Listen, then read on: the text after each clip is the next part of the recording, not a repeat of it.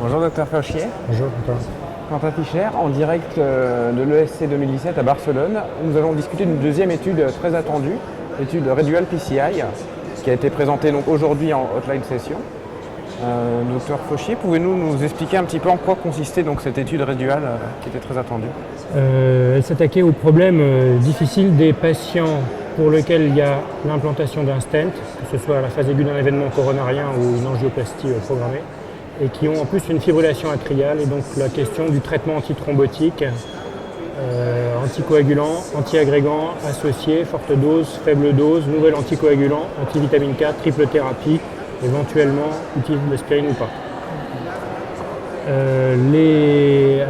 L'étude a pris le parti de randomiser les patients en 3 groupes avec du dabigatran faible dose ou forte dose associé à un seul antiagrégant plaquettaire, un inhibiteur P2Y12 qui était principalement du clopidogrel, éventuellement ticagrelor.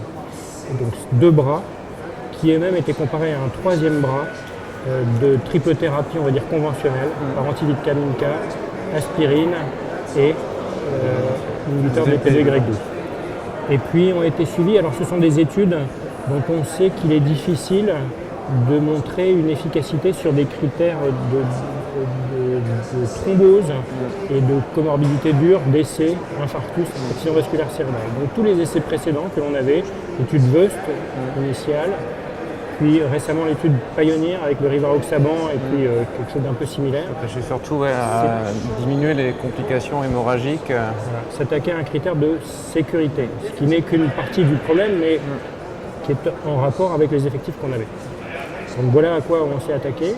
Alors les résultats eux-mêmes sont satisfaisants en même temps que pas inattendus, à savoir que les doubles thérapies par dabigatran associées à un inhibiteur de P2Y12 font moins saigner que la triple thérapie par antivitamine K, aspirine. Et sous quelle que soit la dose de dabigatran pour les 2 doses, et puis la réduction de saignement est plus marquée pour le petit dosage du dabigatran à 110 mg. Donc voilà pour le critère de sécurité, qui était le critère principal qu'on s'était fixé. Je passe sur les différents types d'évaluation des saignements avec les différentes classifications, enfin les résultats vont toujours dans le même sens.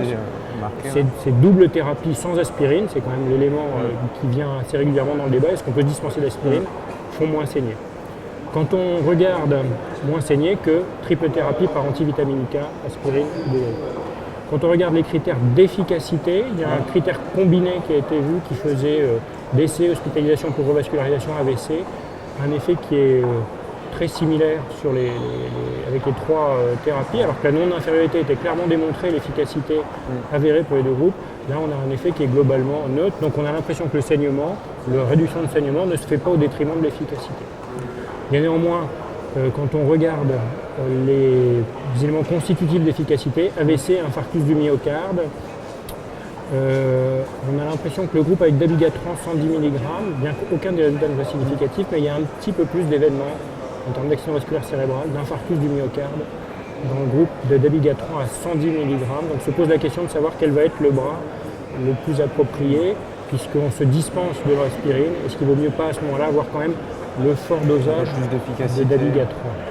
Alors enfin, reste le problème de certains sous-groupes, et les résultats sont assez satisfaisants avec notre pratique, puisqu'il y a un sous-groupe qui paraît être un peu défavorisé, qui sont les sujets âgés, qui, même s'il y avait une adaptation en fonction de l'âge, il y a quelques sujets âgés qui ont reçu 150 mg plus P2Y12, et là il y a un surcroît de saignement. Alors ça va bien parce que c'est dans notre RCP en France, où au-delà de 80 ans, il ne faut pas donner du 150 mg de dabigatran, donc je pense que ça va avec notre pratique, et clairement ce serait un petit peu pénaliser les gens, mais pour les autres groupes, on a l'impression que, peut-être c'est mon sentiment, le 150 mg est peut-être une meilleure alternative en termes d'efficacité, si on devait dire quelque chose sur l'efficacité. Et ça, vous pensez, même les patients qui ont des syndromes coronaires aigus, on pourrait adapter le schéma bithérapie?